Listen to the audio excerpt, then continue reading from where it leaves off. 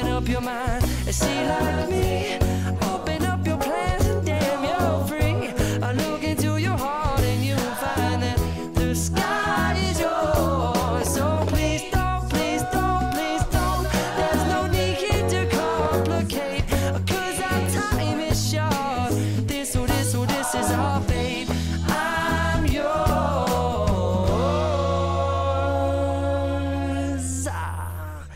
যে কোনো আন্তর্জাতিক প্রতিযোগিতায় একজন নারী শিক্ষার্থী হিসেবে বাংলাদেশের আমার প্রথম পদক পাওয়া, তো সেটা হয়েছিল জার্মানিতে 2009 সালে আন্তর্জাতিক গণিত অলিম্পিয়াডে।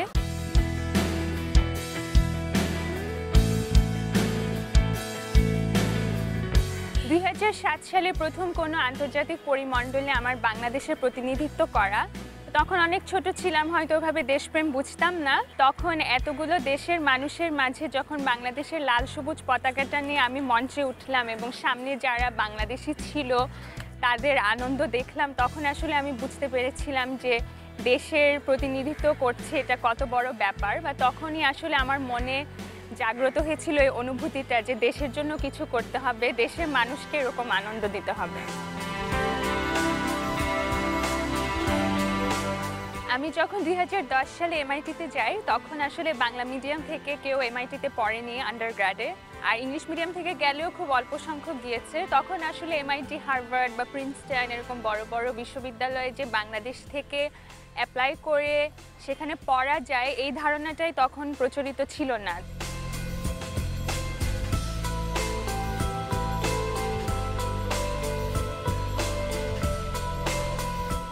এমআইটিতে আমার যেটা মূল রিসার্চ সেটা ছিল সার্ভাইকাল ক্যান্সারের উপর। এছাড়াও আমি পাবলিক হেলথেও কিছু রিসার্চ করেছি। আমার 2 বছর হার্ভার্ড স্কুল অফ পাবলিক হেলথে একটা ল্যাবে কাজ করেছি। অনেকেই এখন এমআইটিতে পড়ছে, উর্মি, বৃষ্টি, সিনজিনি। তো ওদেরকে দেখলে আমার খুব আনন্দ লাগে যে আমরা সবাই আসলে একই রুট থেকে আমরা এত ভালো একটা জায়গায় আন্ডারগ্র্যাড করার সুযোগ পেয়েছি। আমি প্রথম বাংলাদেশি মেয়ে হিসেবে 2012 সালে আন্তর্জাতিক ইনফরমেটিক্স অলিম্পিয়াডে ব্রোঞ্জ মেডেল পাই। সেবার ছিলাম আমি হাইয়েস্ট স্কোরিং ফিমেল। 2012 সালে আন্তর্জাতিক ইনফরমেটিক্স অলিম্পিয়াড অনুষ্ঠিত হয় ইটালিতে।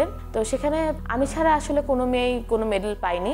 আমি 165 নাম্বার পেয়ে মেডেল পেয়েছিলাম। তো একসময় আমি প্রথম আলোর পত্রিকা দেখি যে নাজিয়া আপু আর সামিন রিয়াসাত নায়েল ভাই দুজনে আন্তর্জাতিক গণিত অলিম্পিয়াডে মেডেল পেল। তো সেই থেকে আমার অলিম্পিয়াডের প্রতি আগ্রহ।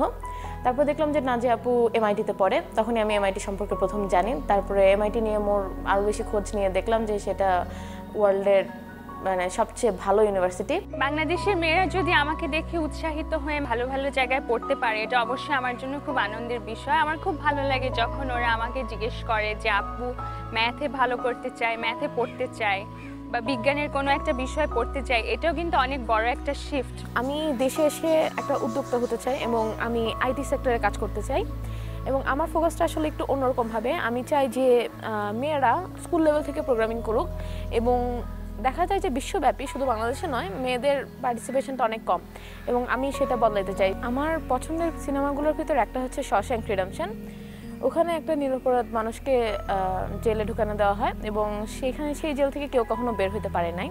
সেই লোকটা ওখানে যায়, ওখানে যে সে একটা লাইব্রেরি সৃষ্টি করে, ওখানে সবাইকে সে পড়ায় এবং সে নিজে নিজে আস্তে আস্তে করে করে তার একটা ছোট্ট একটা হাতুড়ি দিয়ে সে তার ওয়ালে একটা ছিদ্র খুঁড়তে থাকে এবং আলটিমেটলি সে জেল থেকে পালায় যায়। এই মুভিটা আমার অনেক কারণে ভালো লেগেছে। একটা আমার হচ্ছে ওখানে সে একটা নিরপরাধ মানুষ, সেখানে গেল, সে একটা অনেক বড় একটা ব্যাংকার ছিল, কিন্তু ওখানে যে সে হতাশ বা চিল্লাচিল্লি এগুলো সে করে নাই। সে ওখানে যে চিন্তা করছে যে আচ্ছা ঠিক আছে আমি এই সিচুয়েশনে পড়েছি, এখন এটা থেকে বের হওয়া যায় কীভাবে। তাছাড়া সে ওখানে থেকে ওই জায়গার মানুষগুলোকে আপন করে নিয়েছে এবং তাদের জন্য ভালো কিছু একটা করার চেষ্টা করেছে, শুধু সে নিজের সময়টা নষ্ট করেনি। তারপরে সে লেগেছিল এবং এটা থেকে আমার মনে হয়েছে যে যে কোনো সিচুয়েশনে আমি থাকি না কেন আমার ওই সিচুয়েশন থেকে কিভাবে আমি বেস্টটা বের করতে পারি ওইটা আমার করা উচিত এবং আমি যদি লেগে থাকি, আমি যদি চেষ্টা করি, একদিন না একদিন আমি অবশ্যই অবশ্যই অবশ্যই সার্থক হব।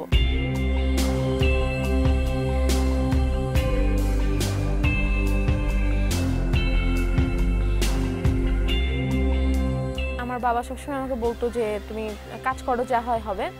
আর আমার মাও বলতো যে তুমি কাজের ফলের চেষ্টা করো না, জাস্ট কাজ করে যাও, তারপরে যা ফল পাবা, জাস্ট তুমি কাজ করো। এবং ওইটাই আমি নিজেকে বলতাম। যখন হেরে যেতাম তখন বলতাম যে আচ্ছা ঠিক আছে, হারছি, ব্যাপার না, এখন আমাকে আরও বেশি করে কাজ করতে হবে, আমি কাজ করব। আর এখন যারা সামনে কিছু করতে চায় তাদের আসলে আগে নিজেকে, আমার মনে হয় যে তাদের আসলে নিজেকে ভালো করে জেনে তারপর তাদের লক্ষ্যটা স্থির করতে হবে। আমি আজ যতটুকু করেছি আমার কিন্তু অনেক বাধা এসেছে। আমি মাঝখানে ম্যাথ অলিম্পিয়াডে প্রাইজ পাইনি, প্রথমে একবার প্রাইজ পাই নাই। ইনফরমেটিক্স অলিম্পিয়াডে প্রথমবার গিয়েছিলাম, আমি পাই নাই, কিন্তু কথা হচ্ছে যে আমি ছেড়ে দেই নাই। যে কোনো কিছু করতে গেলে কিছু বাধা বিপত্তি আসে, সেগুলো মেনে নিতে হবে, লেগে থাকতে হবে। বাধা বিপত্তিতে ভয় পেয়ে গেলে চলবে না।